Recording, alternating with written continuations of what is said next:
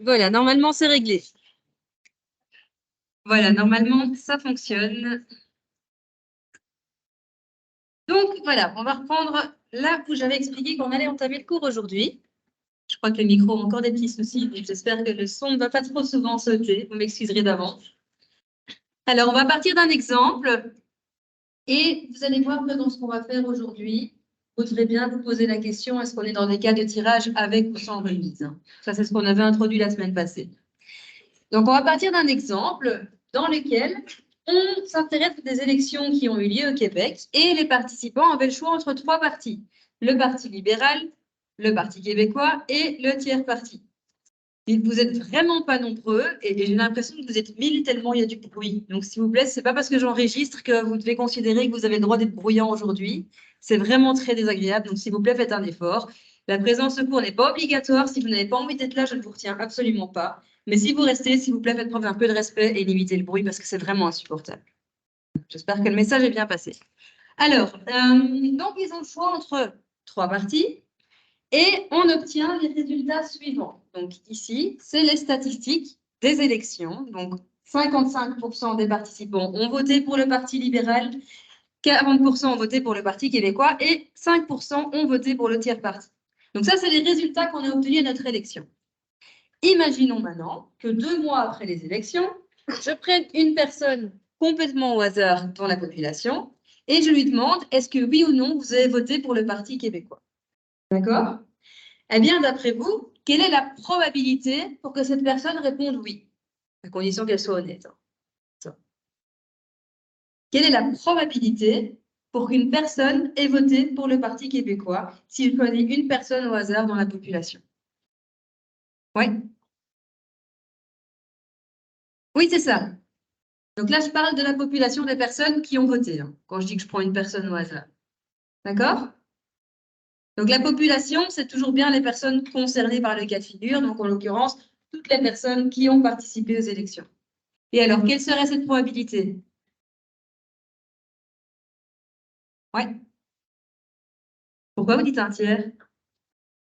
Je crois que j'ai compris. Parce qu'il y a 3 choix possibles. Oui, alors il y a 3 choix possibles, mais attention, on a beaucoup plus de personnes qui ont voté pour le Parti libéral que pour le Parti québécois. D'accord? C'est pas pour rien que je vous ai donné les résultats des élections. C'est parce qu'on voit bien que 40% des personnes dans la population ont voté pour le Parti québécois. Et donc, il y a 40% de chance, si je prends une personne au hasard, qu'elle fasse partie des personnes ayant voté pour le Parti québécois. D'accord? Donc ici, on n'est pas dans un cas d'équiprobabilité. Il n'y a pas autant de chances de voter pour un parti que pour un autre. Si je vous avais demandé quelle est la probabilité que cette personne ait voté pour le tiers parti, eh bien, cette probabilité n'aurait été que de 5%, parce qu'il y a peu de gens qui ont voté pour ce parti-là. Et donc, si je prends n'importe quelle personne au hasard de ma population, eh bien, la probabilité que cette personne a voté pour le tiers parti est beaucoup plus faible que celle qu'elle ait voté pour le Parti québécois ou le Parti libéral. Est-ce que ça, c'est clair pour vous? Maintenant, votre réponse était très intéressante parce qu'elle m'a permis de bien remettre ça en évidence. Alors, donc, on vient de voir, si j'avais pris une personne, la probabilité qu'elle ait voté pour le Parti québécois aurait été de 40%, puisque ça correspond à la proportion de personnes ayant voté pour ce parti dans la population. Imaginons que maintenant, je fasse le même exercice, mais plutôt que de m'intéresser à une seule personne, eh bien, j'en sélectionne 3.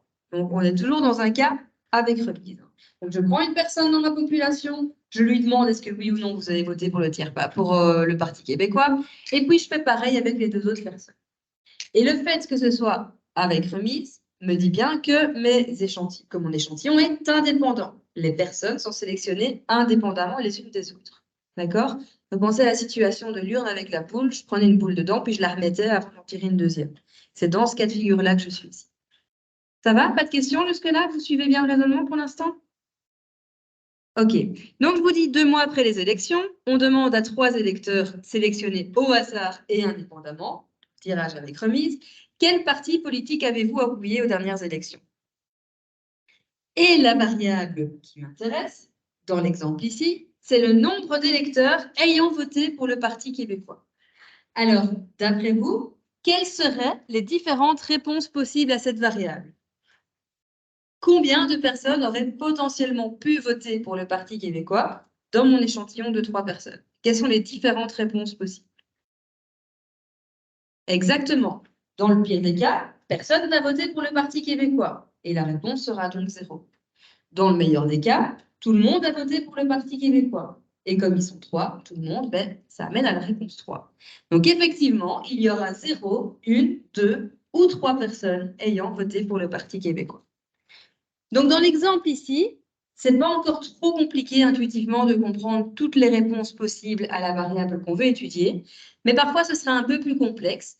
Et donc ce que je vais faire, bon désolé, c'est super embêtant, je vais peut-être essayer. On va devoir continuer comme ça. Si à un moment vous ne m'entendez pas, dites-le moi.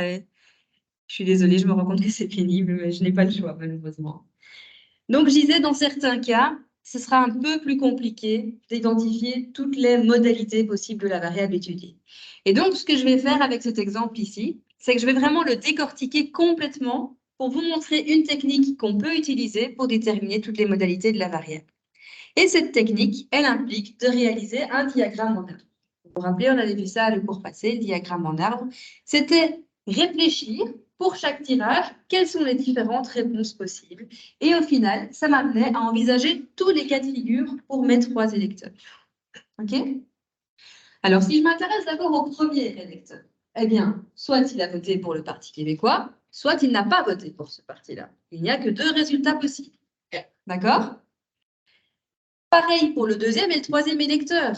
À chaque fois, il y a 2 résultats possibles, à voter pour ou pas.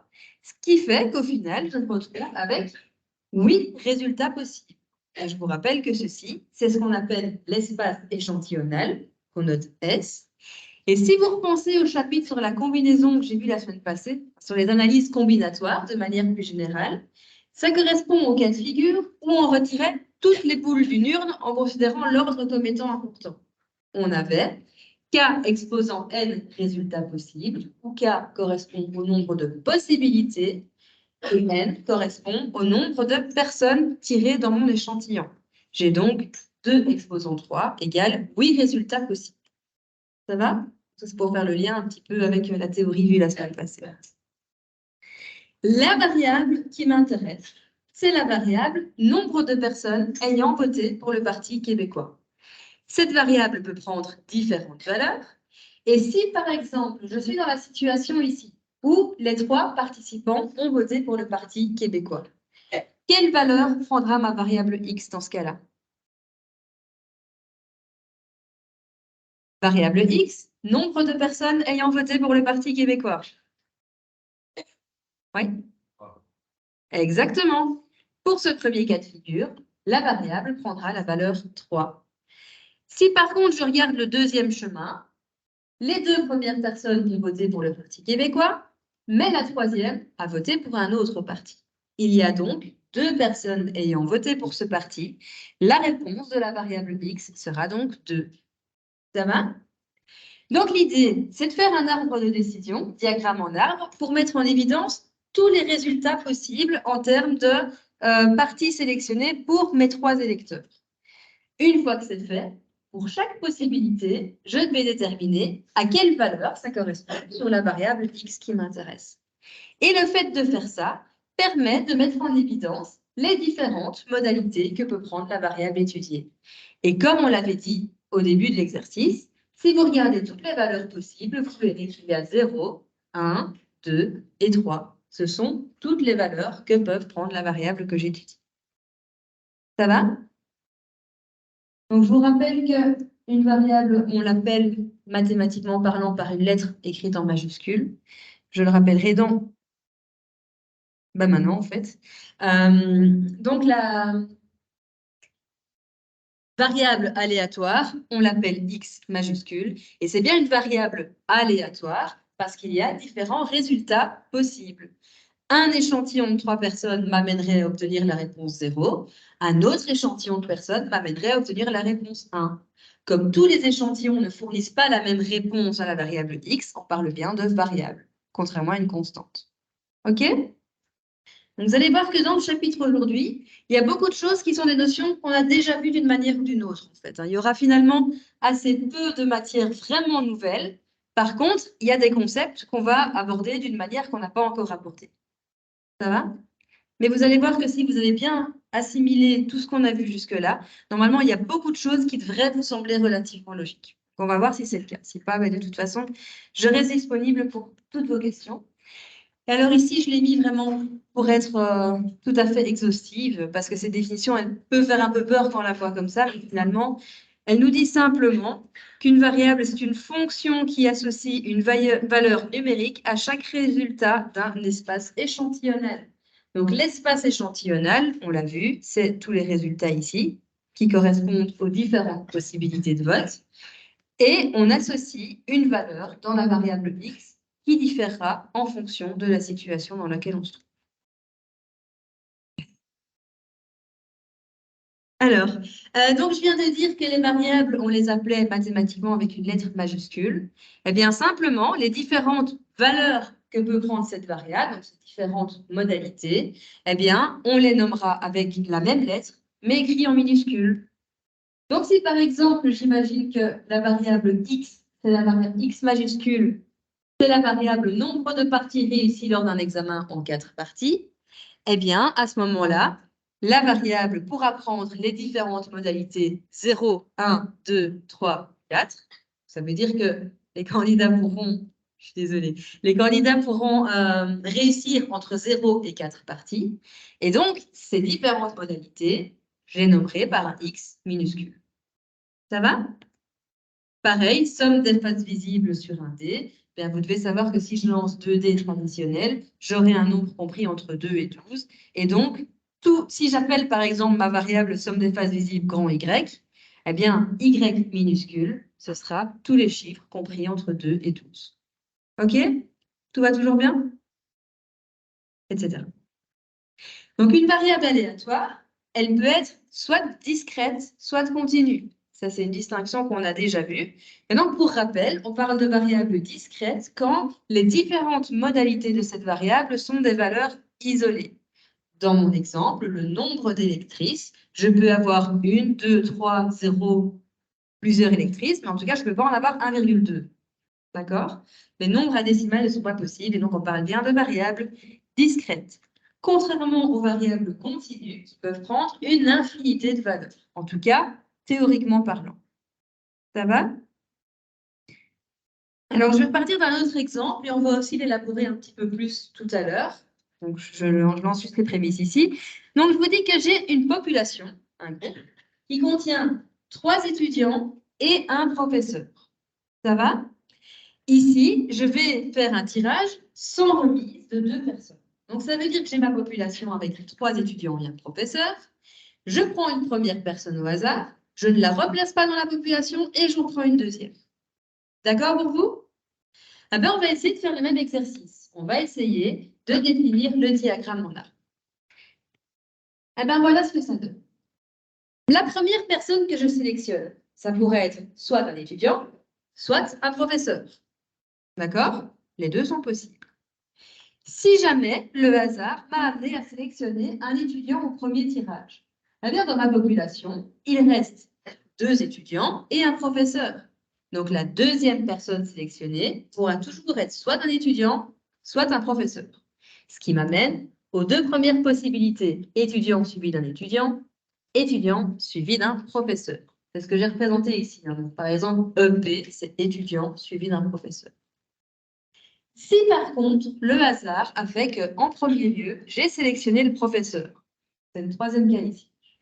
Mais dans la mesure où il n'y en avait que un dans ma population, il y avait un professeur et 3 étudiants, ça fait que si j'ai sélectionné le professeur au premier tour, eh bien au deuxième tour, forcément, je sélectionnerai un étudiant. Il n'est pas possible de sélectionner 2 professeurs successivement parce qu'il n'y en a qu'un dans la population et que je suis dans un cas de tirage sans remise. D'accord pour vous? Est-ce que tout va bien jusque-là? Oui. OK. Eh bien, du coup, si la variable que j'étudie est la variable nombre d'étudiants parmi les 2 personnes choisies, eh bien, quelles seront les différentes valeurs que pourront prendre cette variable? 1 et 2, effectivement. Ici, le premier cas de figure, j'ai sélectionné successivement 2 étudiants. Donc, pour cette configuration-là, la réponse de la variable sera 2. Dans les 2 cas suivants, par contre, j'ai sélectionné soit un étudiant suivi d'un professeur, soit un professeur suivi d'un étudiant. Dans les 2 cas, un seul étudiant et un seul professeur. D'où le fait que la variable x prendra la réponse 1 dans ces 2 cas de figure-là.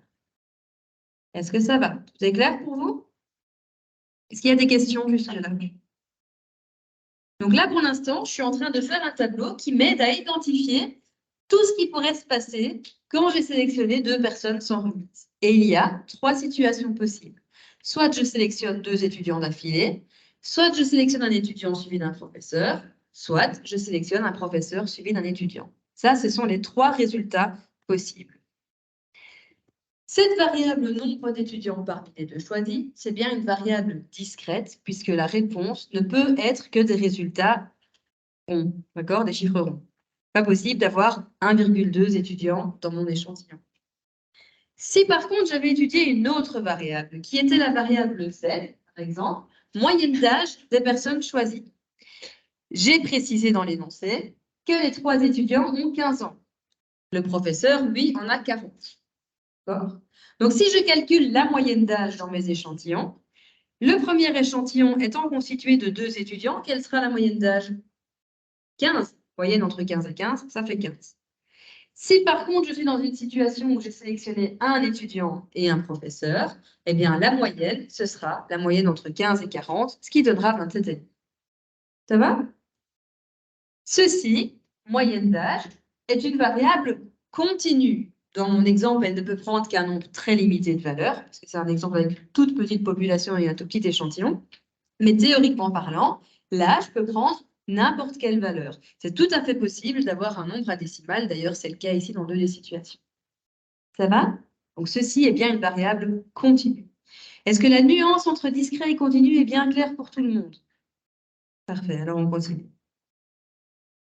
Alors, la question suivante, c'est est-ce que la probabilité d'occurrence de chaque valeur est identique? Autrement dit, si je reviens à mon premier exemple, par exemple celui-ci, où je m'intéressais au nombre de personnes ayant voté pour les 3 partis, eh bien, est-ce que la probabilité d'avoir 0 personne qui vote pour le Parti québécois sera nécessairement identique que la probabilité d'en avoir 1, 2 ou 3?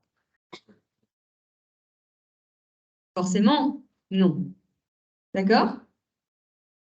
Dans l'exemple ici, il y a 40% de chances d'avoir voté pour le Parti québécois.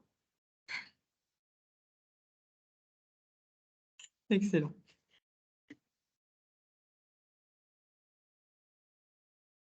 Bon, donc il y a 40% des participants qui ont voté pour le Parti québécois et 60% qui n'ont pas voté pour ce parti. D'accord? Bon, je ferai bien une pause, mais c'est un peu tôt quand même.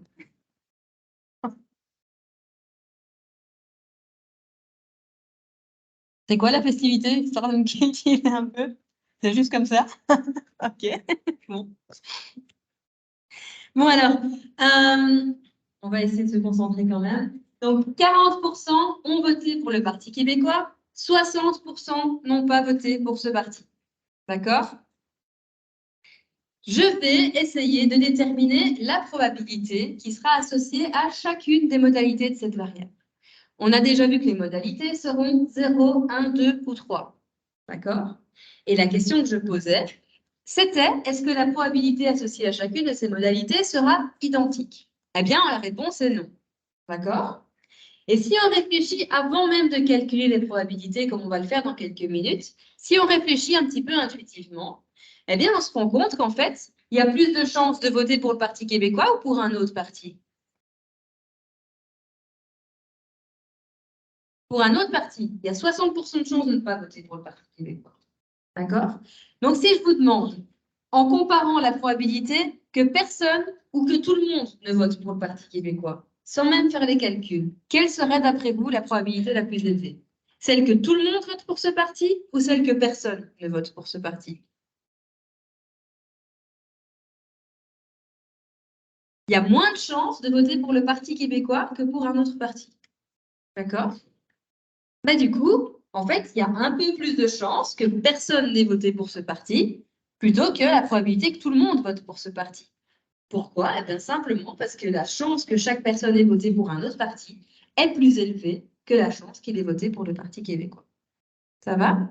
Mais malgré tout, il y a moins de chances que tout le monde ou personne n'ait voté pour ce parti, plutôt qu'une ou deux personnes aient voté pour ce parti. Ça, c'est ce qu'on peut déjà se dire intuitivement, parce qu'en fait, finalement, il y a quand même déjà 40% de chances pour une personne donnée qu'elle vote pour ce parti. On n'est pas loin de la moitié.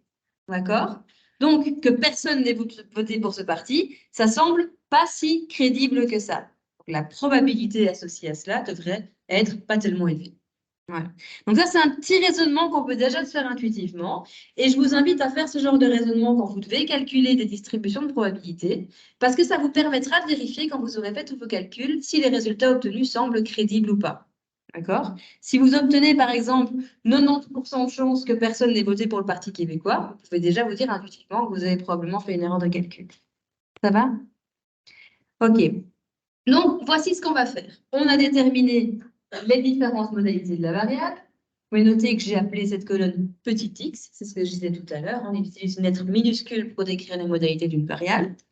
Et maintenant, on va y associer f de x, qui est une fonction, en fait, et je vous mets la définition ici, fonction de probabilité. Une fonction de probabilité, c'est la probabilité qu'une variable aléatoire x prenne une valeur petit x. Donc, la fonction de probabilité f de 0, ce sera la probabilité que personne n'ait voté pour le Parti québécois. F de 1, ce sera la probabilité qu'une seule personne ait voté pour le Parti québécois, etc. D'accord? Eh bien, le but du jeu, maintenant, ça va être de déterminer cette probabilité. Et là, pour le faire, en fait, eh bien, il n'y a rien de neuf, parce que c'est vraiment tout ce qu'on a fait la semaine passée. Je vous réindique ici l'arbre de décision que j'ai constitué tout à l'heure. Et la seule chose que j'ai faite, c'est que j'ai rajouté à chaque embranchement la probabilité d'être dans un cas ou dans un autre. Donc, on a vu qu'il y a 40% des candidats qui ont voté pour le Parti québécois.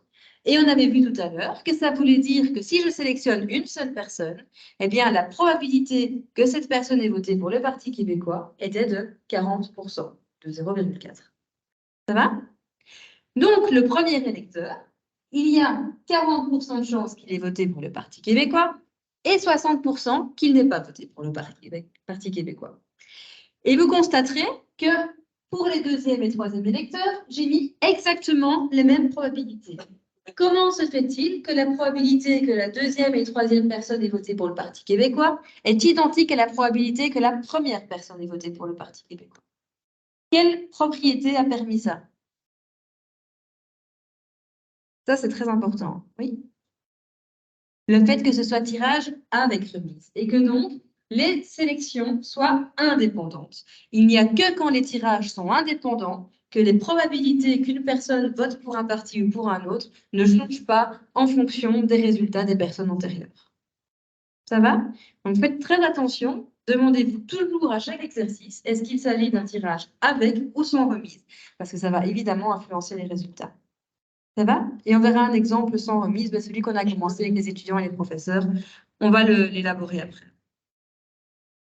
OK, eh bien donc, si vous arrivez à déterminer pour chaque embranchement la probabilité, vous avez absolument tout ce qu'il faut pour maintenant être en mesure de calculer les probabilités associées à chaque modalité de la variable.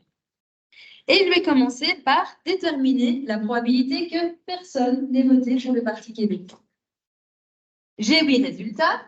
Et parmi ces 8 résultats, il y en a un seul, le dernier, tel que personne n'a voté pour le Parti québécois. D'accord? Cet événement-là, on l'appelle l'événement antécédent de 0. Donc attention, antécédent n'a rien à voir avec antérieur. Ça veut dire, quand je parle d'événement antécédent de 0, ça veut dire l'ensemble des résultats possibles tels que personne n'ait voté pour le Parti québécois.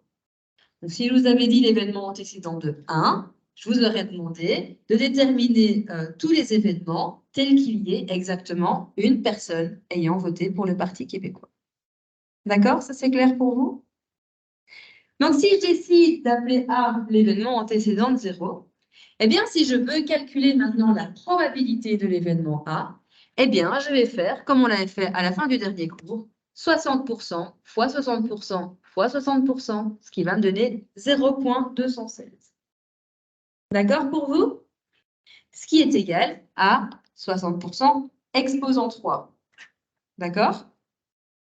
Ça va? Toujours pas de questions? Ah ben alors, on va continuer. Et on va se demander maintenant, quelle est la probabilité qu'il y ait une personne exactement qui ait voté pour le Parti québécois? Et là, pour le coup, eh bien, vous avez remarqué qu'il y a 3 résultats possibles tels qu'exactement une personne ait voté pour le Parti québécois. Soit ce sera la première personne, c'est le cas ici, hein, là, la première personne a voté pour le Parti québécois. Ici, c'est la deuxième. Et là, enfin, c'est la troisième. Mais dans tous les cas, il y en a exactement une dans ce cas de figure. OK? Rappelez-vous, on avait vu dans le chapitre sur la probabilité que le ou en probabilité se traduisait par un plus. D'accord? Et rappelez-vous aussi événement mutuellement exclusif qui faisait d'additionner les probabilités. Donc, c'est ce qu'on va faire ici. On va déterminer la probabilité que la première personne uniquement ait voté pour le Parti québécois. Puis, on va calculer celle que ce soit la deuxième ou la troisième. Et enfin, on va additionner ces 3 probabilités pour déterminer notre réponse finale. Ça va? Ces 3 situations-là correspondent bien à l'événement antécédent de 1. Ce sont les 3 résultats tels qu'il y ait exactement une personne ayant voté pour le Parti québécois. Ça va toujours? Ok. Donc ici, je calcule la probabilité que ce soit la première personne qui ait voté pour le Parti québécois. Eh bien, comme avant, je multiplie les probabilités de chaque branche. Ça me donne 40% fois 60% fois 60% égale 14,4%. Est-ce que tout le monde comprend ce calcul? Oui? Parfait. Ben, si je vous demande la probabilité que la deuxième personne uniquement ait voté pour le Parti québécois, vous allez me dire combien?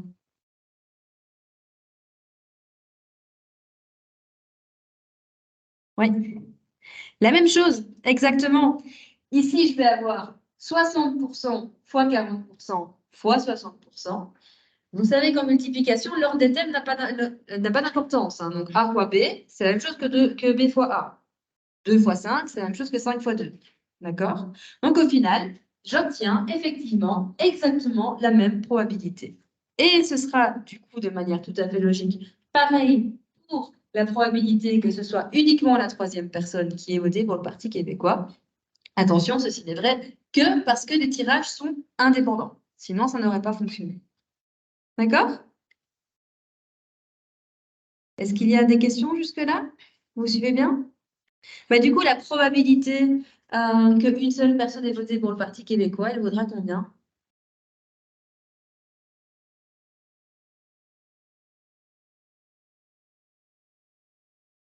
Alors attention, 14,4, c'est la probabilité d'être dans un de ces cas de figure.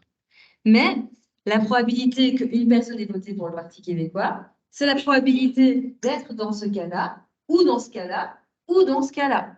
Ça implique donc d'additionner les 3 probabilités.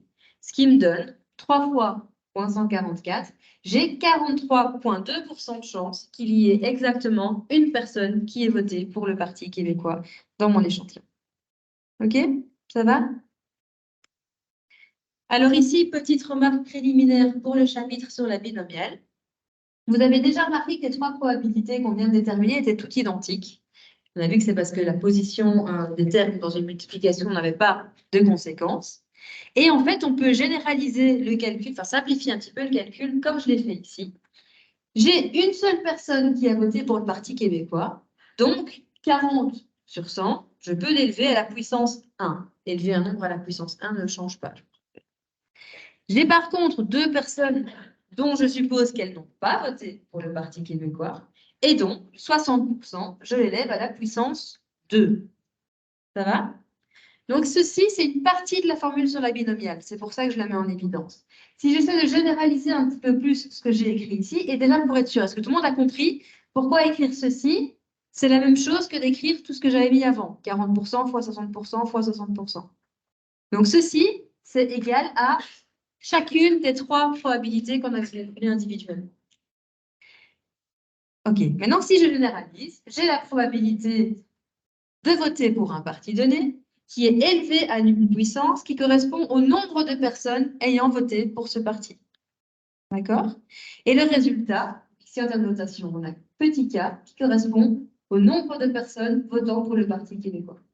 Et ici, j'ai la probabilité de ne pas voter pour le Parti québécois qui est multipliée par le nombre de personnes dont je m'attends à ce qu'elles n'aient pas voté pour le Parti québécois dans mon échantillon. N, c'est le nombre de personnes dans l'échantillon. Il y en a 3. Si je pense qu'une a voté pour le parti, c'est que je pense que 2 n'ont pas voté pour le parti. Donc N-K correspond donc bien au nombre de personnes qui n'ont pas voté pour ce parti. 3 moins 1 égale 2. D'accord? Ça va toujours pour tout le monde? Ok. Donc, je répète et j'insiste bien, ça ne fonctionne que si les tirages sont indépendants. Et vous verrez donc dans le chapitre de la binomiale, puisque je vous dis que ça c'est une partie de la formule, que forcément on parlera d'un cas binomial que si les tirages sont indépendants. Et donc, on avait vu la première partie de la formule la semaine passée, c'était le calcul de la combinaison. Et bien maintenant, on vient de voir la suite de la formule. Donc, quand on verra ce chapitre-là et que je vous montrerai la formule, tous les éléments qui la composent seront des éléments qu'on aura déjà vus ensemble. Donc maintenant, du coup, forcément, je vais vouloir calculer la probabilité qu'exactement 2 personnes aient voté pour le Parti québécois. Et pareil que précédemment, vous constaterez qu'il y a 3 possibilités.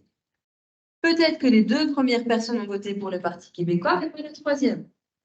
Peut-être que la première et troisième personne ont voté pour ce parti, mais pas la deuxième. Et enfin, peut-être que les 2 dernières ont voté pour ce parti, mais pas la première. Là, j'ai bien énuméré toutes les possibilités. D'accord? Et d'ailleurs, vous pourrez voir qu'il y en a, en calculant la combinaison, vous pourriez bien vérifier qu'il y a effectivement 3 possibilités. Donc, ceci est l'événement antécédent de 2. Et pour déterminer la probabilité de cet événement antécédent, eh bien, je m'y prends exactement comme tout à l'heure. Je calcule individuellement la probabilité dans chacun des cas de figure. Et cette fois, vous remarquerez que dans tous les cas, ça me donne 40% exposant 2, parce que je pense qu'il y a 2 personnes ayant voté pour le Parti québécois, multiplié par 60%, exposant 1, puisque je m'attends à ce qu'une personne n'ait pas voté pour le Parti québécois. Ça va? J'obtiens donc 0,096 pour chaque événement individuellement. Et donc, si je veux connaître la probabilité de l'événement antécédent de 2, j'additionne ces 3 probabilités, ce qui me donne 28,8%. Ça va? Et maintenant, si je vous demande, pour terminer, quelle est la probabilité qu'il y ait exactement 3 personnes ayant voté pour le Parti québécois? Qu'est-ce que vous allez me dire? Comment vous allez faire?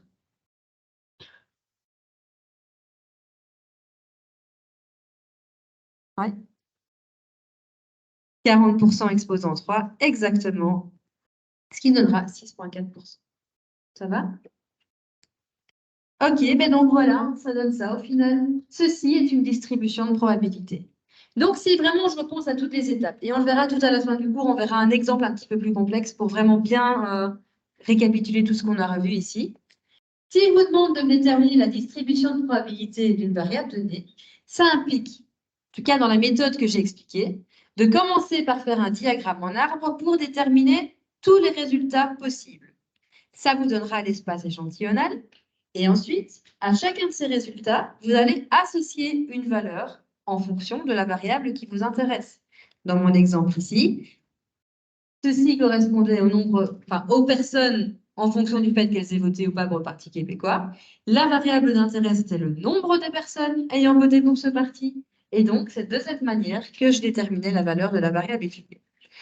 Donc, diagramme en arbre, j'en déduis toutes les valeurs possibles de la variable étudiée, ce qui constitue les modalités de ma variable que je représente dans la première colonne, que je nomme par une lettre minuscule pour mentionner modalité de la variable étudiée.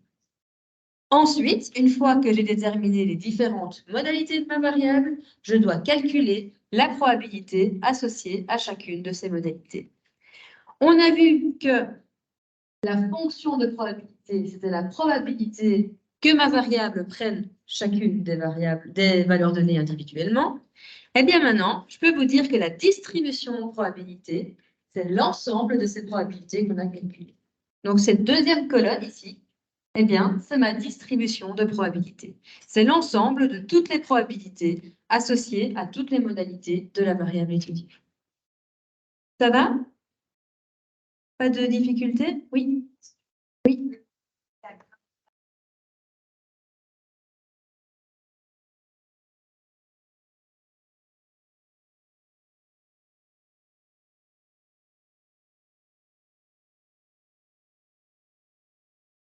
Ça va devenir compliqué, effectivement. Et de même, même s'il y a que 2 réponses possibles, mais que j'ai 40 personnes dans mon échantillon, ça devient compliqué.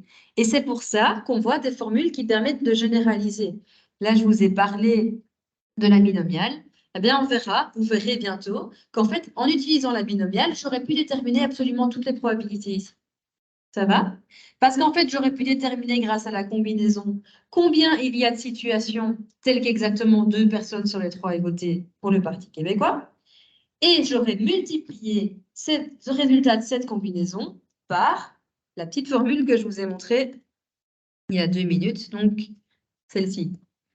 Si vous faites ça multiplié par la combinaison, vous trouvez le résultat. Et donc forcément, même si on a 30, 40, 50 ou même 2000 personnes, ça facilite fortement les calculs. D'accord? En 2000, ça devient compliqué. Parce que calculer des combinaisons sur autant de personnes est extrêmement complexe. Et vous verrez assez vite, même si vous utilisez Excel, que parfois il ne sera pas capable de le faire. Ça, c'est un autre problème. Dans tous les cas, ça permet les généralisations. Et c'est souvent ça l'intérêt en fait, des formules. Alors,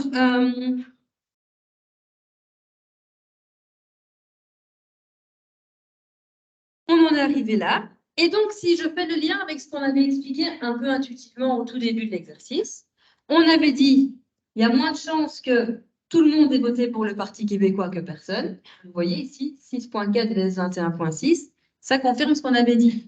Vu que la probabilité de voter pour le Parti québécois est plus faible que celle de voter pour un autre parti, il est logique que la probabilité associée à la valeur 3 soit plus faible que la probabilité associée à la valeur 0. Et on avait dit aussi, il y a quand même presque une chance sur 2 de voter pour le Parti québécois. Donc, ces 2 probabilités-là devraient être plus faibles que celles que 1 ou 2 personnes votent pour ce parti. Vous voyez, tout ça se vérifie. Ça va? Est-ce que vous avez des questions par rapport à ça? Ça va toujours? D'accord. Alors, autre petite remarque importante, la somme des différentes probabilités doit nécessairement faire 100%. Ça aussi, normalement, ça devrait vous sembler logique. Parce qu'en fait, pour faire des rappels de concepts qu'on avait déjà vus précédemment, ici, les modalités de ma variable sont mutuellement exclusives. Soit j'ai exactement 0 personnes qui ont voté pour le parti, soit j'en ai 1, 2 ou 3. Mais je ne peux pas avoir en même temps 1 et 2 personnes ayant voté pour le Parti québécois.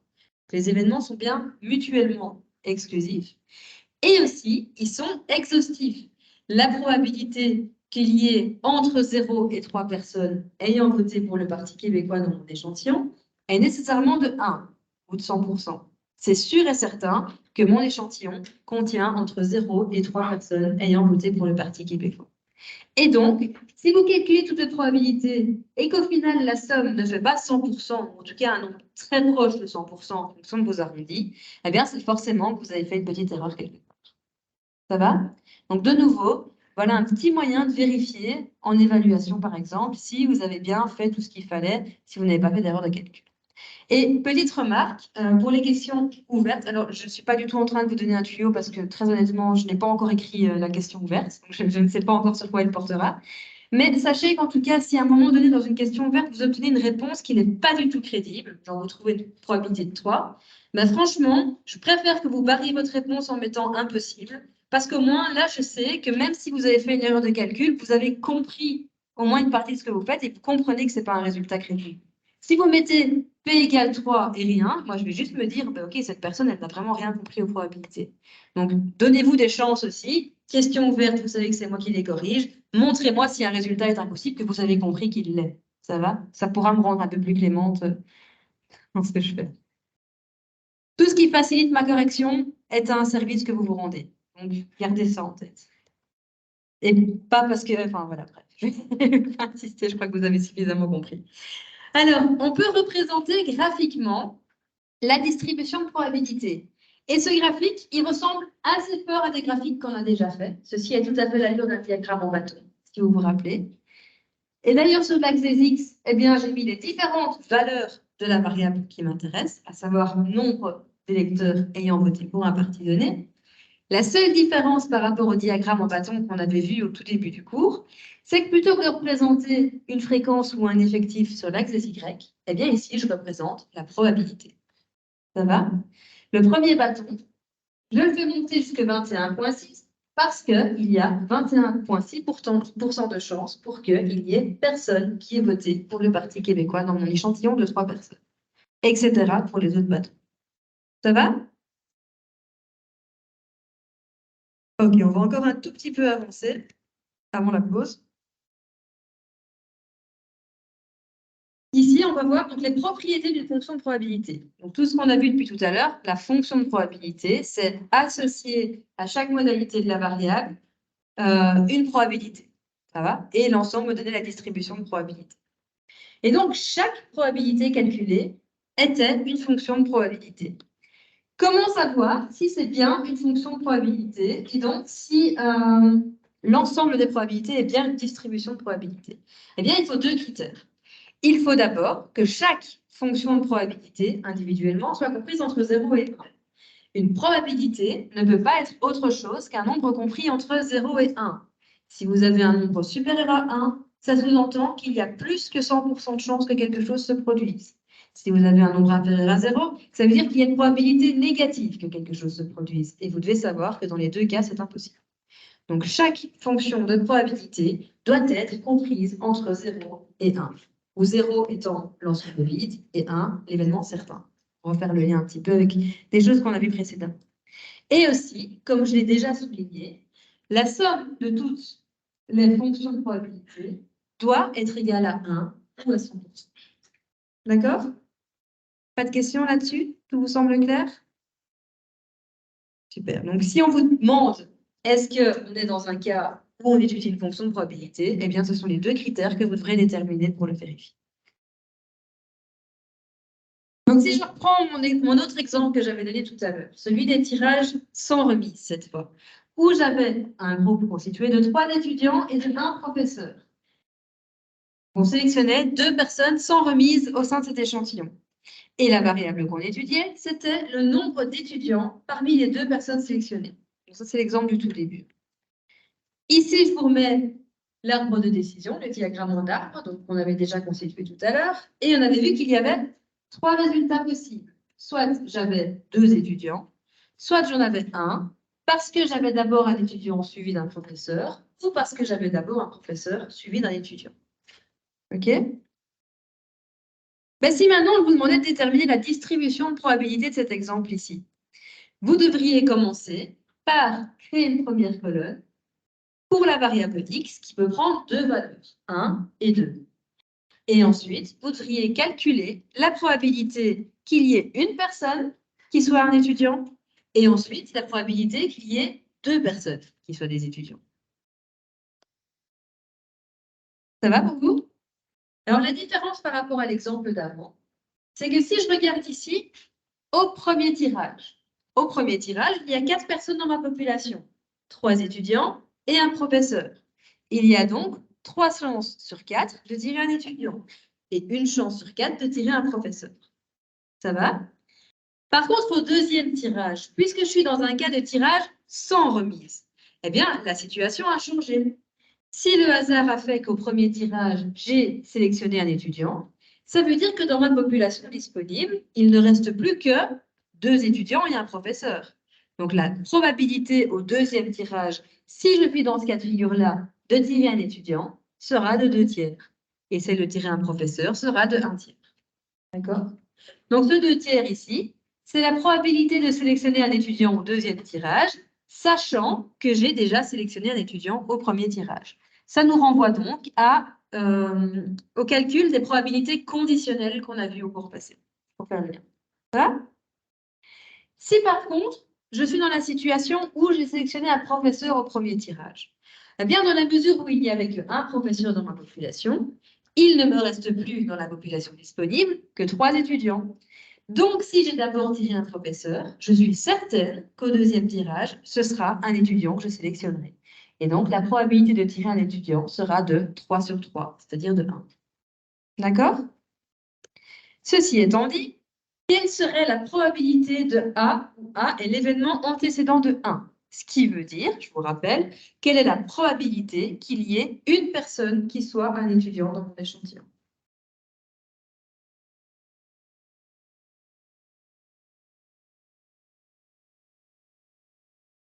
Est-ce que quelqu'un ose se lancer?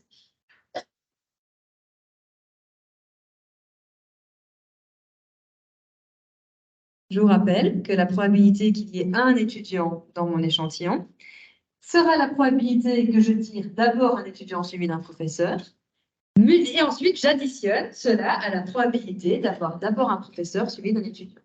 Je dois calculer les deux probabilités individuellement, et puis je les additionne. Quelle serait la probabilité d'avoir d'abord un étudiant suivi d'un professeur? 3/4 fois un tiers. D'accord? Le et se traduit par un fois. Donc, 3/4 fois un tiers, j'aurai donc 1/4. Je vais simplifier le numérateur de la première fraction avec le dénominateur de la deuxième. Je constate donc qu'il y a 25% de chance pour que je sélectionne d'abord un étudiant suivi d'un professeur.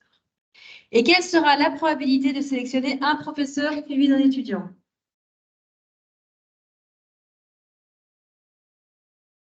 1/4 fois 3/3, ce qui va donner aussi 25%.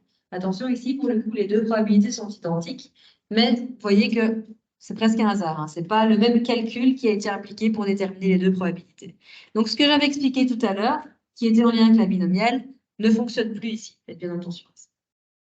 Et donc, à présent, je détermine que la probabilité d'avoir exactement un étudiant dans mon échantillon sera de 25% plus 25%. Il y a donc une chance sur deux d'avoir exactement un étudiant dans mon échantillon. Ça va? Et du coup, quelle serait la probabilité qu'il y ait deux étudiants dans mon échantillon?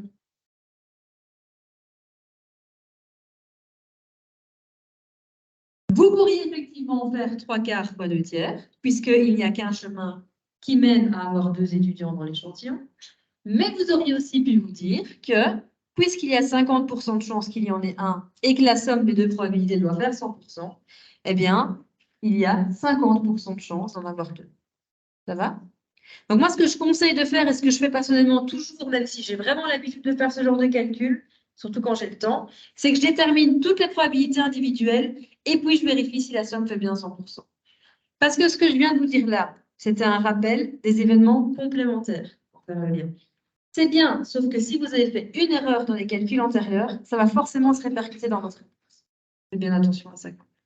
Il y a des cas où vous avez vraiment intérêt à utiliser les événements complémentaires. Ce sera par exemple le cas où il y a 45 résultats possibles et où moi je vous demande quelle est la probabilité d'être dans un de 44 parmi les 45 cas. Alors oui, là clairement, vous utilisez les événements complémentaires.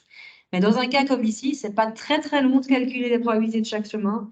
Donc moi, je vous conseille de le faire pour tous et de vérifier si la somme fait bien 100% à la fin. C'est encore un moyen de vérifier que vous n'ayez pas fait d'erreur de calcul. Ça va? Alors, est-ce qu'il y a... Ah ben, on va juste vérifier. Pourquoi ceci est bien une distribution de probabilité? On avait vu, il y a deux critères. Chaque fonction de probabilité doit être comprise entre 0 et 1. C'est bien le cas. Je suis à 1,5 dans les deux cas. Et la somme de toutes les probabilités doit me donner 1 ou 100%.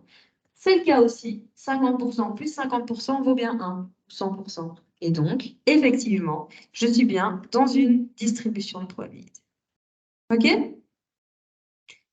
Est-ce qu'il y a encore des questions sur tout ce qu'on a vu jusque-là? Mais s'il n'y a pas de questions, je vous propose qu'on fasse la pause maintenant. Et je vais reprendre à 15h05.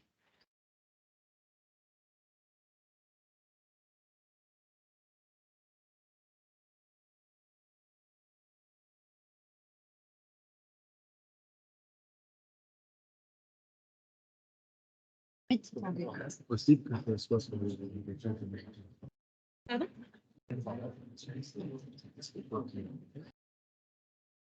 Ça m'étonnerait. Ben, je n'ai pas fait le test niveau. Ceci, c'est un exercice pour directement du parce que ça, c'est encore débranché. Sur le test, il y a un exercice avec un peu similaire à ce qu'on vient de voir. Oui. Et du coup,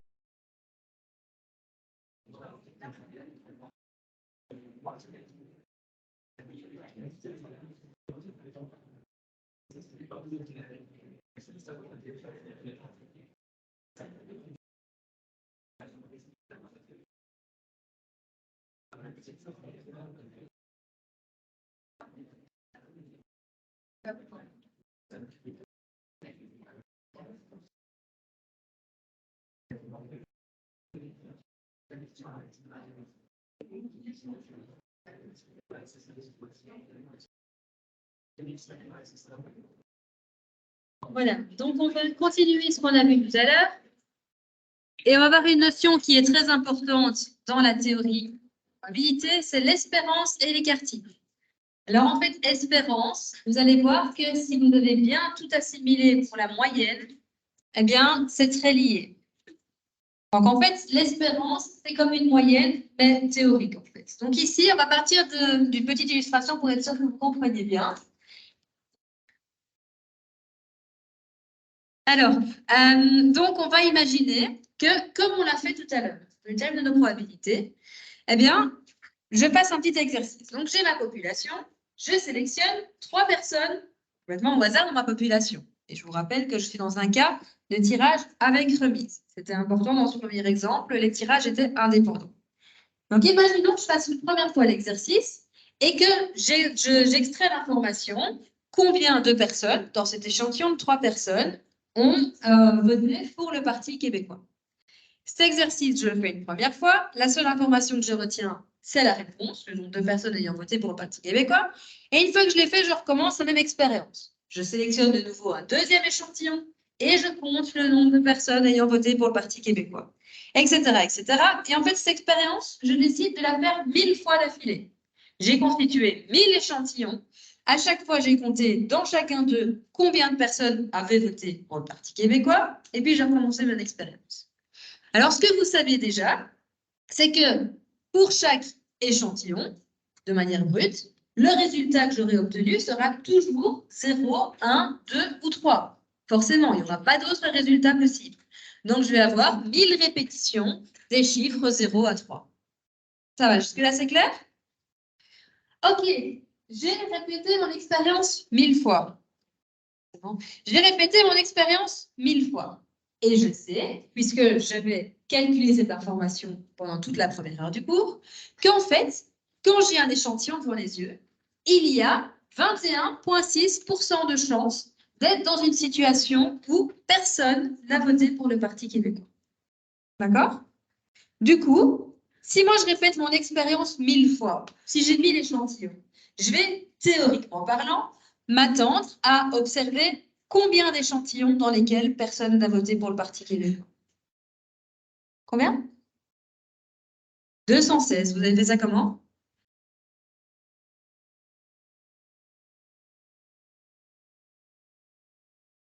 « 21,6% de 1000, c'est ça? Voilà. Effectivement, je m'attends à ce que dans 21,6% des cas, personne n'ait voté pour le Parti québécois. Donc, si je répète 1000 fois l'expérience, de mes 1000 échantillons résultants, je vais m'attendre à ce que 216 soient des échantillons dans lesquels personne n'a voté pour le Parti québécois. Ça va? Là, je suis en train de déterminer des effectifs, mais des effectifs théoriques. Je n'ai pas vraiment fait l'expérience, je n'ai pas compté combien d'échantillons avaient donné personne ayant voté pour le Parti québécois. Je me demande, théoriquement parlant, je m'attendrai à en observer combien qui correspondent à ce cas de figure-là. Ça va? Je peux faire pareil pour tous les autres cas de figure. Il y a 43,2% de chances qu'il y ait une personne ayant voté pour le Parti québécois. Et donc, je vais m'attendre à ce que parmi les 1000 échantillons, il y en ait 43,2 qui soient des situations telles qu'une seule personne ait voté pour le Parti québécois. Or, 43,2% de 1000, ça donne bien 432. Et je fais pareil pour tous les résultats possibles. Ça va? Vous comprenez bien l'idée? Forcément, si je fais la somme de tous mes échantillons-là, je vais arriver à un total de 1000. Parce que je suis certain que absolument tous mes échantillons me donneront un résultat compris entre 0 et 3. De nouveau, si vous faites la somme de tous les résultats que vous n'obtenez pas 1000, c'est qu'il y a un truc qui va pas. D'accord? Donc ici, qu'est-ce qu'on a? On a les modalités de ma variable. Ici, on a les pourcentages espérés. En fait, c'est un peu comme les fréquences qu'on avait calculées dans le passé, sauf que plutôt que de calculer sur base d'observation la proportion d'échantillons qui correspondent à une modalité donnée, eh bien, je détermine théoriquement quelle proportion de l'échantillon, de tous mes échantillons, je m'attendrais à voir qui correspondent à ce cas de figure. Ça va? Donc, ceci, c'est l'équivalent des fréquences, mais d'un point de vue probabiliste et théorique. Et ceci, c'est la même chose, mais où ce que je calcule, ce n'est plus une fréquence, mais un effectif. D'accord? Est-ce que la logique vous semble claire? Donc, vous voyez le lien avec les tableaux de fréquences qu'on avait vus dans le passé? C'est une espèce de tableau de fréquences théorique qu'on s'attendrait à avoir si les probabilités étaient avérées. Donc, on peut voir ça comme ça. Eh bien, du coup, là où quand on observait des observations, on calculait la moyenne, ici, on va déterminer l'espérance. Et la question à laquelle je vais essayer de répondre, c'est si je prenais un échantillon de 3 personnes, en moyenne, je m'attendrais à en observer combien qui est voté pour le Parti québécois. OK? Est-ce que ça va pour tout le monde? Pas de souci? Pas de questions? D'accord. Mais donc, on va essayer de calculer cette espérance. Ceci, vous avez donc les modalités de la variable et vous avez des fréquences et des effectifs théoriques espérés qui sont associés à chacune de ces modalités. Ça va? Si je vous demandais d'essayer de me trouver un moyen de calculer l'espérance, est-ce que quelqu'un aurait une idée? Pensez à la manière dont on calculait les moyennes.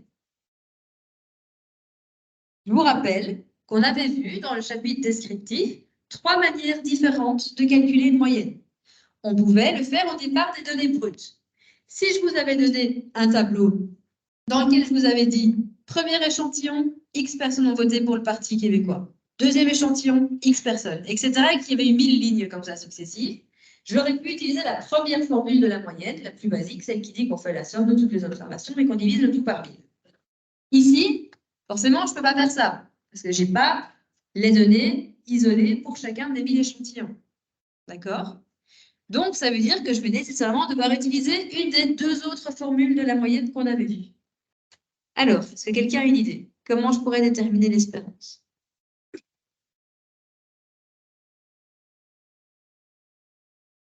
Maintenant, ils ont trouvé.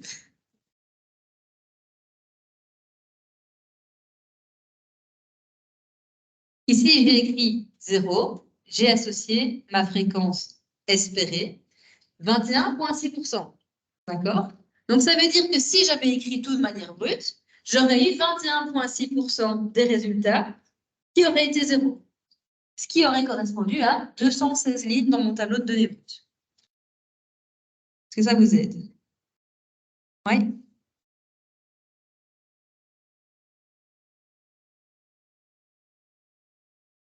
Donc, vous auriez fait la somme de tout ça divisé par 4?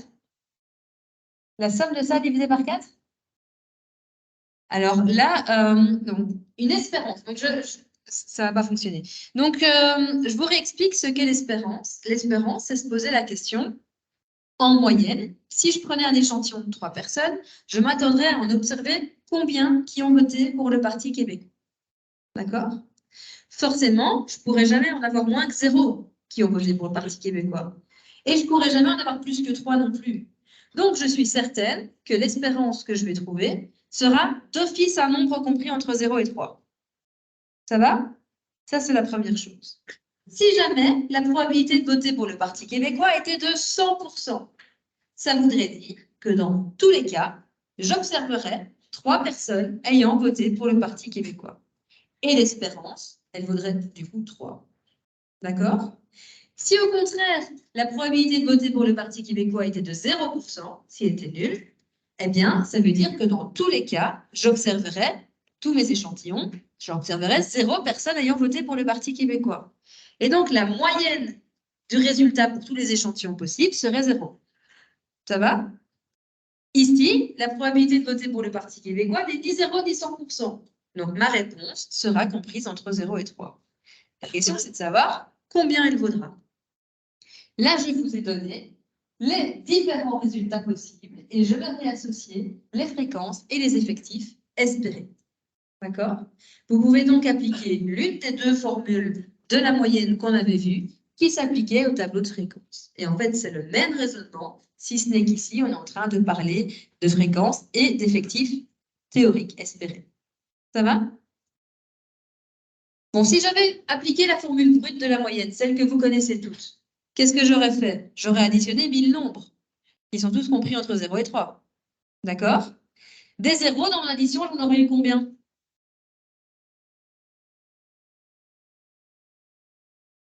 Oui. J'en aurais eu 216. J'aurais eu 0 plus 0 plus 0 plus 0, 216 fois. D'accord? Plutôt que de m'amuser à écrire 0 fois 216, je peux directement écrire 216 fois 0. Je peux donc faire cette modalité multipliée par cet effectif espéré-là. OK? Ensuite, après, j'aurais eu plus 1, plus 1, plus 1. J'en aurais eu combien?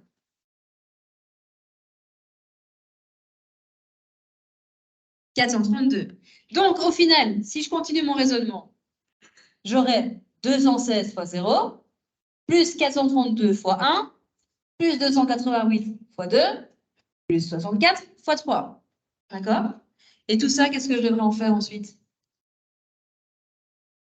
Là, ça correspond à l'étape additionner tous les résultats possibles. Comment on calcule une moyenne? 3 par 3.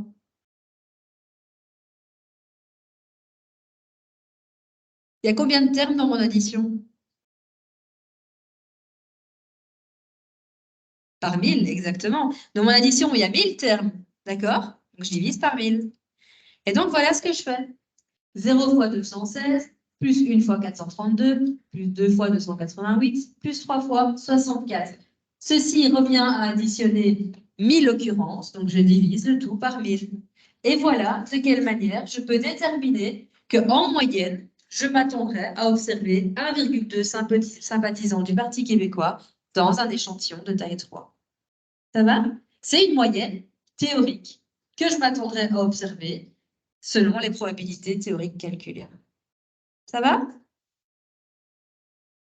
Alors, du coup, ici, on a fait modalité multipliée par effectif espéré, le tout divisé par 1000. Est-ce que vous voyez une autre manière dont j'aurais pu calculer la moyenne? Enfin, l'espérance, du coup. Une équation qui n'implique pas de fraction.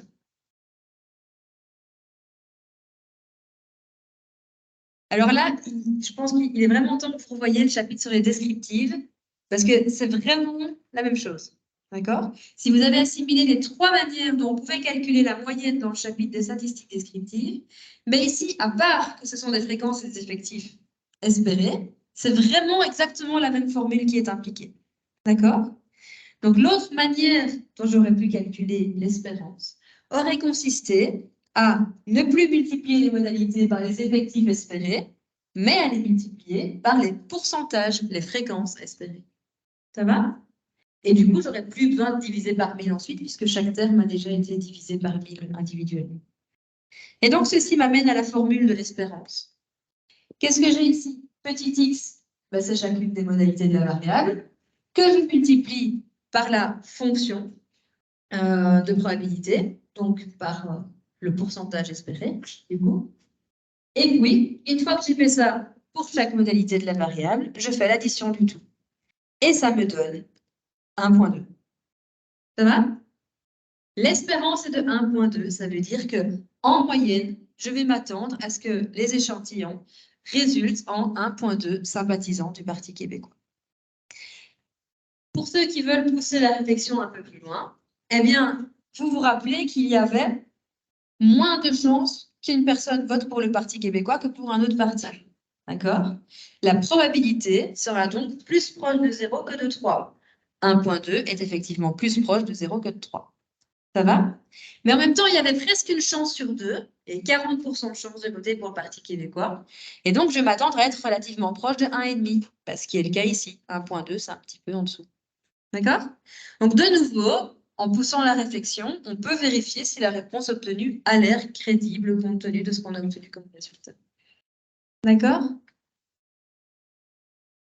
Alors, ben là, maintenant, une fois qu'on a l'espérance, c'est bien de savoir qu'en moyenne, chaque échantillon va m'amener à 1,2 sympathisants. Mais on avait vu dans le chapitre des descriptifs que si on connaît la tendance centrale, on aime bien aussi se faire une idée de la dispersion des scores autour de cette tendance centrale. Et donc, de la même manière qu'on a calculé l'espérance, il peut être pertinent de calculer l'écart type de la variable aléatoire. Et donc, de nouveau, ben, l'écart type, on avait vu plus rapidement, parce que c'est le même raisonnement que la moyenne, qu'il existe 3 manières différentes de le calculer.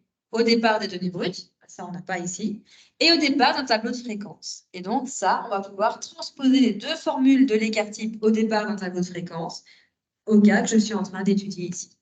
Ça va? Alors, comment est-ce qu'on pouvait s'y prendre? Vous savez que calculer un écart type implique de calculer l'écart de chaque observation ou de chaque modalité par rapport à l'espérance, à la moyenne, mais ici, du coup, ça devient l'espérance, et d'élever cet écart au carré. Donc, ça veut dire que pour chaque ligne, je vais faire la modalité moins l'espérance, et on vient de voir qu'elle valait 1,2, et j'élève cet écart au carré avant de le pondérer par soit l'effectif, soit par la fréquence. Ça va?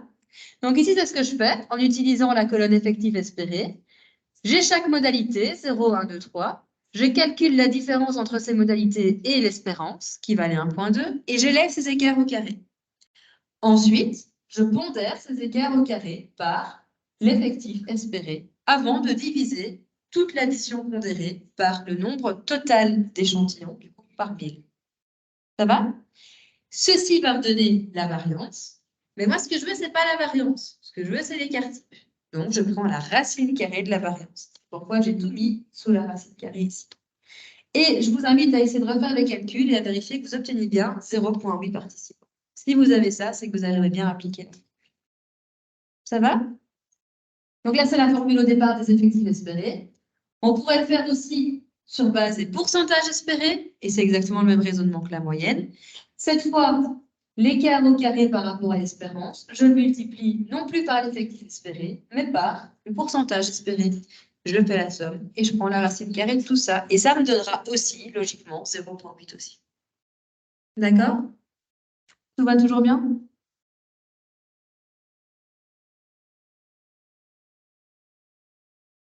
Et donc voilà, ici, vous voyez, à chaque fois, je vous mets la formule et vous avez directement le résultat ici qui est développé. Comme ça vous permet de bien faire le parallèle. Donc ici, petit x, les différentes modalités de la variable.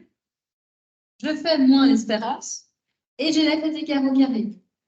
Ensuite, je multiplie par le pourcentage espéré, donc ça c'est le f de x, et je prends la racine carrée du tout après avoir fait ça. Ça va?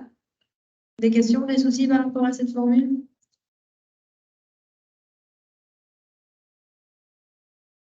F de x, c'est la fonction de probabilité, donc ça correspond au pourcentage espéré. Ça va? Alors, est-ce qu'il y a encore des questions?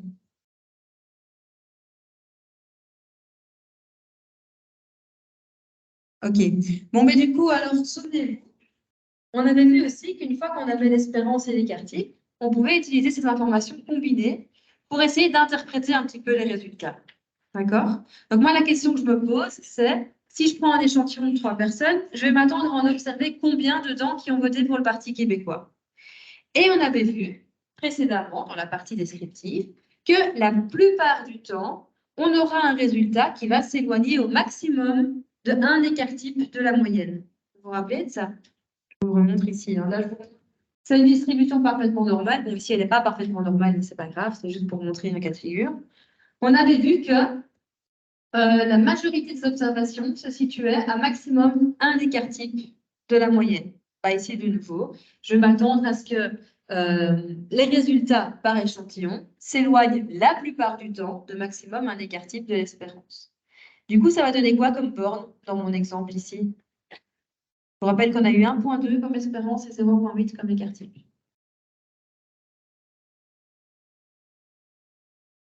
Ouais.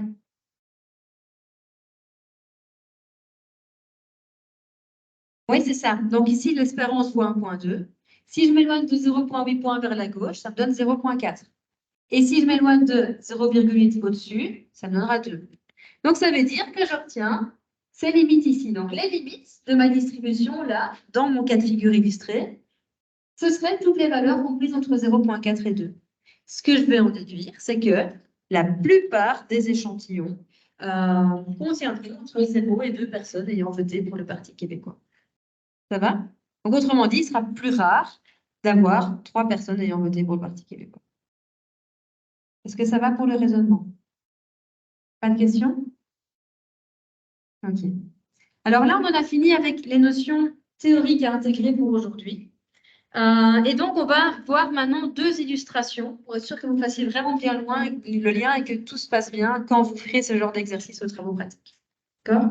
Le prochain cours, on fera la même chose, mais avec des distributions bivariées. Donc, il sera bien important de bien avoir intégré tout ceci pour comprendre tout ce qu'on fera le prochain cours. Et donc, ici, on va partir d'un exemple et je vais vraiment le détailler de A à Z comme vous devriez le faire si jamais c'était une question qu'on vous posait au TP ou lors de l'évaluation. Ça va? Donc ici, je dis X, la variable que j'étudie, c'est le nombre de tirages requis pour tirer une boule verte dans ce bocal que je vous présente là. Donc, vous voyez que dans mon bocal, il y a 5 boules. Il y en a 3 qui sont vertes, il y en a une qui est rouge et il y en a une qui est bleue. Et moi, la question que je me pose, c'est combien de tirages successifs sans remise je devrais faire pour avoir devant moi une boule verte. D'accord? Alors, il y a forcément différentes réponses possibles en fonction du cas de figure. À votre avis, quels sont tous les nombres de tirages qui pourraient m'amener à avoir une boule verte? Dit autrement, il faudrait au maximum combien de tirages pour être certain d'avoir une boule verte devant soi? Sachant qu'il y a 5 boules dans l'urne, dont 3 qui sont vertes, une qui est rouge et une qui est bleue. Pourquoi 3?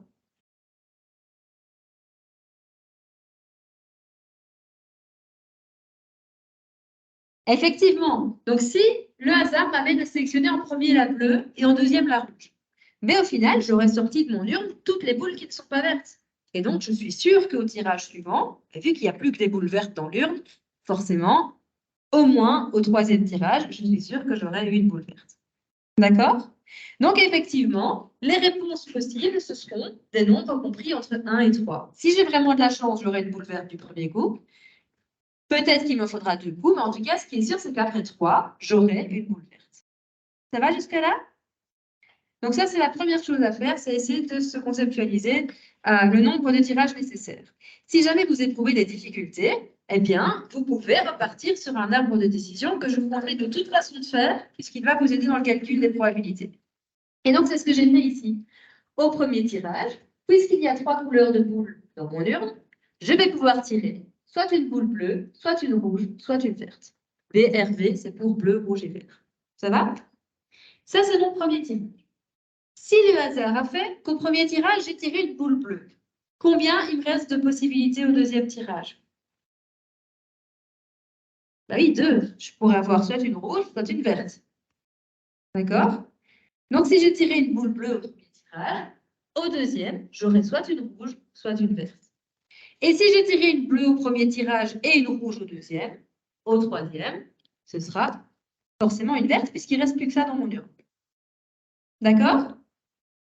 Si par contre, j'ai tiré d'abord une bleue suivie d'une verte, voilà ce qui me reste dans mon urne, une rouge et 2 vertes. Donc, il me reste 2 possibilités, soit de rouge, soit de vert. Ça va?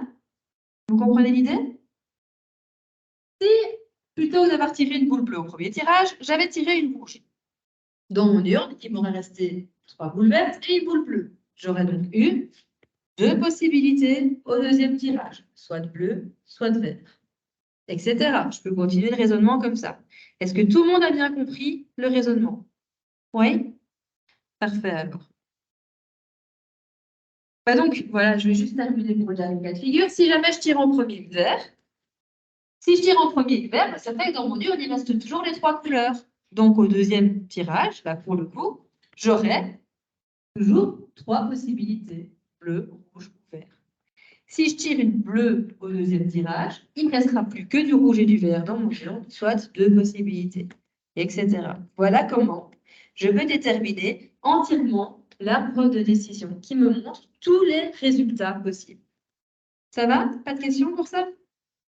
Donc, face à ce genre d'exercice, la première chose que vous devrez faire, c'est ça. C'est essayer de vous représenter tous les résultats possibles que je synthétise dans ma colonne S, qui correspond à l'espace échantillonnel. Et cette information va me servir à déterminer les différentes valeurs que peut prendre la variable qui m'intéresse. Ça va? Alors attention, la variable qui m'intéresse, c'est le nombre de tirages requis pour tirer une boule verte. Si le hasard a fait que j'ai tiré d'abord une bleue, puis une rouge, puis une verte, quelle est la réponse pour ce cas de figure-là de la variable x?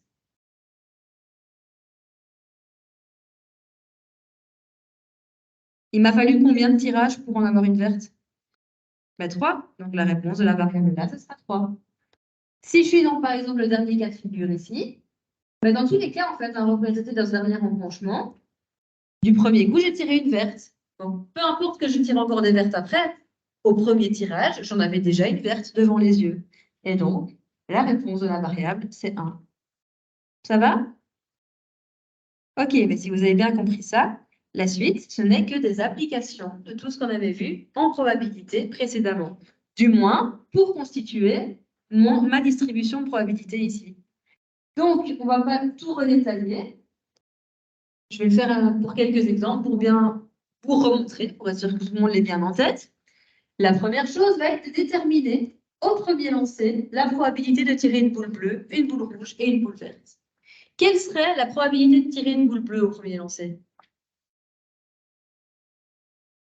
J'ai entendu une réponse, mais je ne sais pas si elle est bonne parce que ça n'est pas assez flou. Oui. 1/5. C'est de tirer une rouge. 1/5 aussi. Et du coup, celle de tirer une verte.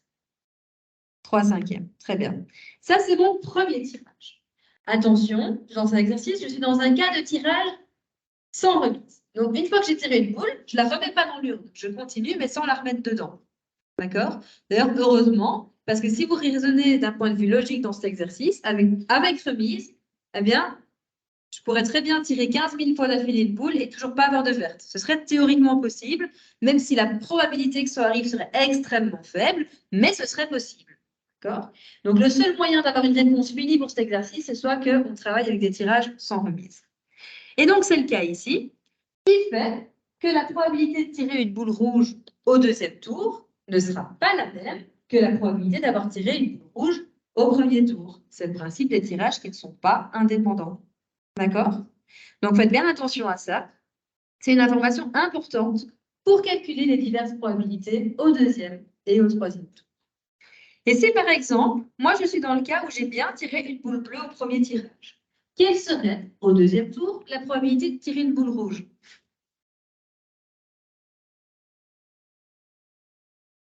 Regardez ce qui reste dans mon urne. Il reste 4 boules, une rouge et 3 vertes. Donc, 1/4. Très bien. Et la probabilité de tirer une verte serait de 3/4, puisque 3 des 4 boules sont vertes. Ça va? Et si le hasard a fait que la deuxième boule tirée était bien une boule rouge, alors là, en fait, en général, moi, j'essaie d'aller dans l'ordre. C'est le moyen le plus méthodique d'éviter de se tromper. Donc là, je me mets dans une optique où j'ai tiré d'abord une bleue suivie d'une rouge. Quelle est la probabilité de tirer une verte au troisième tirage? Oui. 3/3, 100%. C'est certain, puisqu'il reste plus que ça dans le jeu. D'accord? Est-ce que vous avez tous compris ou est-ce que vous voulez que je continue à élaborer un petit peu le calcul? Ça va? C'est clair pour tout le monde? Ok, alors on va passer à la suite. Parce qu'une fois qu'on a ceci, qu'on a calculé pour chaque embranchement les probabilités, eh bien, on retourne dans une situation où si je veux déterminer la probabilité d'un chemin, je n'ai plus qu'à multiplier les probabilités de chaque branche du chemin. D'accord? Par exemple, la probabilité de tirer une boule bleue suivie d'une boule rouge suivie d'une boule verte serait égale à 1/5 fois 1/4 fois 1. D'accord? Et si vous avez compris ça, eh bien vous comprendrez qu'on est dans une situation qui ressemble très fort au premier exercice qu'on a élaboré avec le parti québécois. Parce qu'effectivement, si maintenant je me demande quelle est la probabilité de tirer une boule verte en un coup, quelle est la probabilité qu'un seul tirage soit nécessaire pour avoir une boule verte? Eh bien, voici le chemin. Vous voyez que je n'ai mis qu'une seule partie en rouge. Je n'ai pas mis le reste en rouge. Pourquoi? Parce qu'en fait, la probabilité de tirer une boule verte je peux directement la déterminer. On l'avait déjà fait au départ, elle est de 3/5. Je le sais, puisque dans mon urne, il y a 3 boules qui sont vertes. Ça va? Donc, la probabilité d'être dans un cas où j'ai directement, dès le premier coup, tiré une boule verte sera de 3/5. Si maintenant, vous voulez vraiment, pour faire les liens et les connexions entre toutes les fonctions et toutes les formules, vous entraîner, eh bien, vous pourriez vous amuser à déterminer la probabilité d'être dans chacun de ces chemins ici individuellement et d'en faire l'addition. Et vous verrez que l'addition de toutes ces probabilités sera exactement égale à 3/5. Ça va? Alors, si maintenant, je me demande quelle est la probabilité que 2 tirages soient nécessaires pour obtenir une boule verte. Eh bien, je regarde parmi les chemins restants, quels sont ceux tels que j'ai eu besoin de 2 tirages pour obtenir une boule verte. Et vous comprendrez qu'il y a en fait 2 situations qui peuvent amener à ça. La première, c'est celle où j'ai d'abord tiré une boule bleue suivie d'une verte. Et la deuxième, c'est celle où j'ai d'abord tiré une boule rouge suivie d'une verte. Ça va? Ça vous semble logique? Et donc, je n'ai qu'à additionner la probabilité de tirer une boule bleue suivie d'une verte avec la probabilité de tirer une boule rouge suivie d'une verte. Et l'addition de ces 2 probabilités me donnera le résultat. J'ai 1/5 fois 3/4 chance d'obtenir d'abord une bleue suivie d'une verte, ce qui me donne donc ici 1/5 fois 3/4, j'obtiens 3/20. D'accord? Ça correspond à la probabilité d'être dans ce premier chemin. Et la probabilité d'être dans ce deuxième chemin, c'est 1/5 fois 3/4, qui va me donner 3/20 aussi. Donc, au final, j'en déduis que la probabilité que 2 tirages soient nécessaires pour obtenir une boule verte était de 30%. Est-ce que c'est OK pour tout le monde? Du coup, maintenant, si je vous demandais de déterminer la probabilité que 3 tirages soient nécessaires pour obtenir une boule verte, comment vous feriez?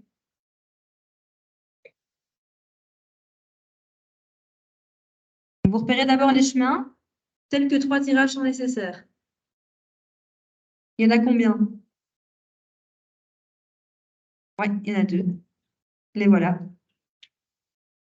Et donc, ben voilà, il n'y a plus qu'à calculer la probabilité de chaque chemin et les additionner. Ça va? Est-ce que vous avez des questions par rapport à ça? Non, c'est OK? Bon, alors si je reviens au tout début de l'exercice, ce que je demandais, la question qui était posée, c'était pas de calculer la distribution de probabilité. La question, c'était de calculer l'espérance et l'écart type. Mais vous savez que pour calculer l'espérance et l'écart type, vous avez besoin de calculer la distribution de probabilité. Donc, étape 1, déterminer l'arbre de décision qui va me permettre de voir tous les résultats possibles. Ça me fournira, in fine, l'espace échantillonnel que voilà, ici. Ensuite, vous associez à chaque résultat de mon espace échantillonnel la valeur qui correspondrait à ce cas de figure dans la variable x que je suis en train d'étudier. Et pour chaque résultat, on a vu que dans cet exemple, ce sera nécessairement un nombre compris entre 1 et 3. Ça va? Donc là, à ce stade, ceci m'a permis de déterminer les différentes modalités de la variable que je suis en train d'étudier. 1, 2 et 3. Et ensuite, je dois associer à chaque modalité la probabilité qu'elle survienne. Et ceci implique d'utiliser la fonction de probabilité. Je vais calculer f de 1, f de 2 et f de 3. Et le tout correspondra à la distribution de probabilité. OK? Et une fois que j'y suis arrivée, eh bien, j'aurai tout ce qu'il me faut pour pouvoir calculer l'espérance et l'écart type de ma variable.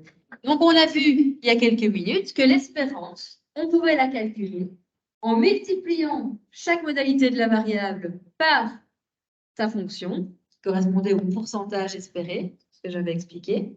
Donc ici, pour chaque ligne, je vais faire 1 fois 60%. Ici, pour le coup, j'exprime en proportion. D'accord? Donc, 1 fois 60%, ça me donne 0,60. 2 fois 30%, ça me donne aussi 0,60. 3 fois 10%, ça me donne 0,30. Et qu'est-ce que je dois faire une fois que j'ai pondéré chaque modalité par pourcentage espéré? Vous avez dit? Faire la somme de tout. Et du coup, la somme me donnera 1,5.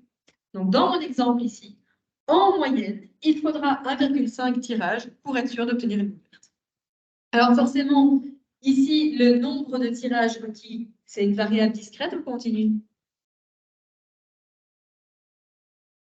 Le nombre de tirages, normalement, on ne peut pas appliquer 1,3 tirages.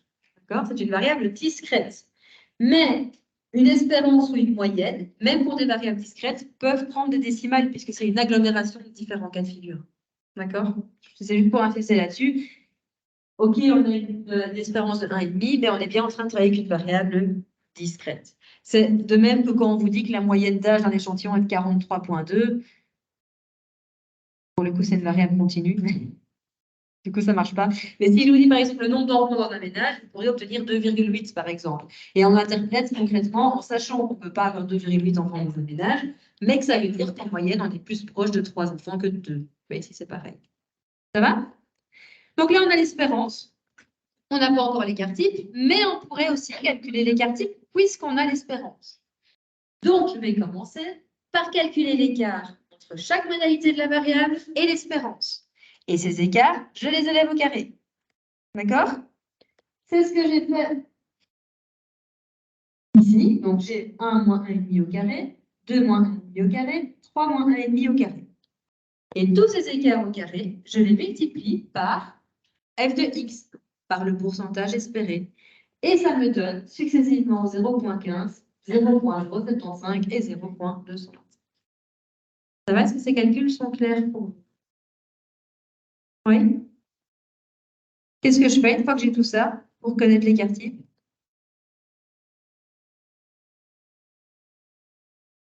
Donc là, j'ai calculé la somme du carré de l'écart pondéré pour chaque modalité séparément. Après, j'en fais la somme. Et si j'en fais la somme, ça me donne quoi? La somme des écarts au carré.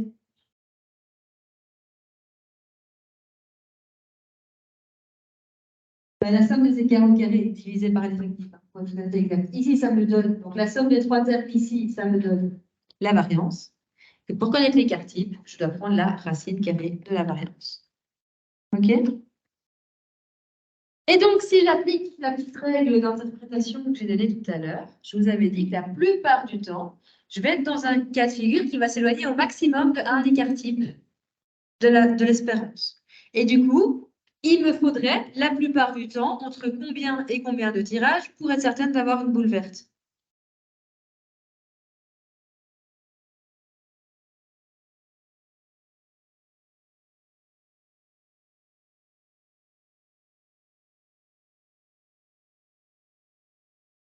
Vous savez quoi faire?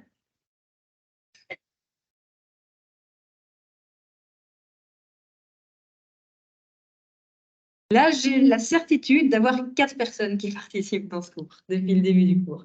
Donc les autres, j'espère que c'est parce que vous n'osez pas prendre la parole ou pour une autre raison et pas pour autre chose.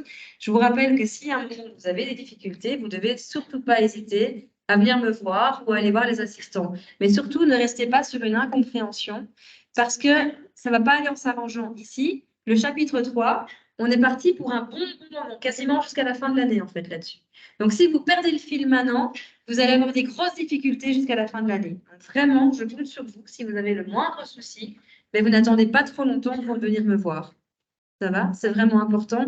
Je sais qu'on vous dit peut-être ça dans tous les cours, mais je pense qu'un cours de maths ou statistique qui est dès le départ pas spécialement votre tasse de thé, c'est vraiment le cours par excellence où il ne faut surtout pas se dire qu'en étudiant 3 jours avant l'examen, ça va aller. D'accord? C'est vraiment un cours qu'il faut prendre dès le départ, sinon on peut vite se trouver perdu. Donc, vraiment, je compte sur vous. Il n'est pas encore trop tard. N'hésitez pas. Alors, juste, moi, je suis en congé cette semaine, le reste de la semaine. Mais à partir de lundi, vous pouvez me poser toutes vos questions sur le forum, mais je ne vous répondrai pas avant lundi. Mais voilà, n'hésitez pas pour autant à poser vos questions. C'est vraiment important. Bon, ben, du coup, la borne, la limite de gauche, ce sera espérance moins 1 écart type, ce qui donnera un résultat proche de 1. Et la limite supérieure, ce sera espérance plus 1 écart type, ce qui donnera un résultat proche des 2. Et donc, ma conclusion, c'est que la plupart du temps, il me faudra 1 ou 2 tirages pour réussir à avoir une boule verte. Ça va? Est-ce que vous avez encore des questions par rapport à cet exemple? OK. Alors, il reste un petit quart d'heure. Il y a un deuxième exemple. Ce que j'ai fait dans l'autre groupe, c'est que je l'ai juste décortiqué. Donc, je vais le décortiquer avec vous. Si certains, après, souhaitent rester jusqu'à la fin du cours, du peu de temps qui restera pour essayer de le résoudre, moi, je peux rester disponible pour vous aider, il n'y a pas de souci. Mais je vais juste le décortiquer avec vous et les résultats sont sur les slides, donc on ne va pas élaborer la réponse ensemble. Ce sera un exercice pour vous entraîner. Vous aurez évidemment d'autres exercices disponibles dans les TP. Et donc, ça vous permettra de voir si vous avez bien compris les choses. Mais donc, ici, pour le deuxième exemple, qu'est-ce qu'on dit? On dit qu'on a 1000 billets de loterie. Donc, on vend des billets de loterie, on les vend 57. Et parmi ces 1000 billets qu'on vend, eh bien, il y en a un qui est un ticket gagnant qui rapporte 50 €. Il y en a un autre qui rapporte 20 € et il y en a un troisième qui rapporte 10 €. Donc, ça veut dire que si j'achète un ticket, eh bien, j'ai quel pourcentage de chance de tomber sur le ticket gagnant qui me rapportera 50 €? Une chance sur 1000.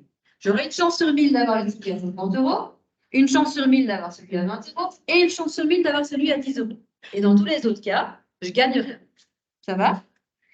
Donc, première question. L'espérance de la variable x, gain net par joueur. Comme vous l'aurez compris, la première chose à faire sera de déterminer les différentes valeurs que peut prendre ma variable x. D'accord? Si je me mets dans la peau de la personne qui a gagné le ticket de 50 €, quel est son gain net, d'après vous? Sachant qu'elle l'a acheté, son ticket, elle ne l'a pas eu gratuitement. Donc, combien est-ce qu'elle a gagné en net? 49,5 €. Celle qui est tombée sur le ticket de 20, elle a gagné 19,5 €. Et celle qui est tombée sur le ticket de 10, elle a gagné 9,5 €. Toutes les autres, les 997 autres personnes, ont perdu 57. Ça va? Donc, voilà les différentes modalités de la variable. Et ensuite, vous associez la probabilité associée à chacune de ces. Du coup, il y a 4 modalités possibles. Vous associez la probabilité à chacune de ces 4 modalités et ça vous donnera la distribution de probabilité que vous pourrez utiliser pour calculer l'espérance. Ça, c'est tout ce qu'on a fait ici pendant les 2 heures de cours. OK? Question suivante. Est-ce que cette loterie vaut la peine d'être jouée pour les joueurs? Si vous avez une question de ce style-là, en fait, la question qu'on pose ici, c'est quelle est l'espérance de gain? D'accord? On s'intéresse à l'espérance de gain. Si l'espérance de gain est nulle, ça veut dire quoi? Eh bien, ça veut dire qu'en moyenne, les personnes ne gagnent rien, mais ne perdent rien non plus. Ça va? Si l'espérance de gain est positive, eh bien, ça veut dire que la loterie est perdante. Parce qu'en fait, en moyenne, les personnes gagnent plus qu'elles ne perdent. Et si au contraire l'espérance de gain est négative, mais ça veut dire que la loterie est gagnante parce que pour les coups, en moyenne, les personnes perdent plus qu'elles ne gagnent. D'accord? C'est ça que ça veut dire. Donc, pour savoir si un jeu est équitable, vaut la peine d'être joué pour les joueurs, eh bien, ça revient à déterminer que l'espérance de gain est supérieure à 0, que l'espérance de gain est positive. Si oui, alors ça vaut la peine de faire la loterie. Et je vous laisse imaginer que pour toutes les loteries connues, l'espérance de gain est négative, forcément. Ça va? Alors, dernière question, perte modale et gain modal. Eh bien, si vous vous rappelez de ce qu'est le mode, vous devez savoir que le mode, c'est la catégorie la plus représentée. Donc, parmi les différents gains possibles, qu'est-ce qu'il y a comme gain? Il y en a 9,5, 19,5 et 49,5. Eh bien, la question, c'est, parmi ces 3 gains possibles, est-ce qu'il y en a un qui est plus probable qu'un autre? Et la perte modale, c'est la même chose, mais dans les cas, on perd de l'argent, forcément.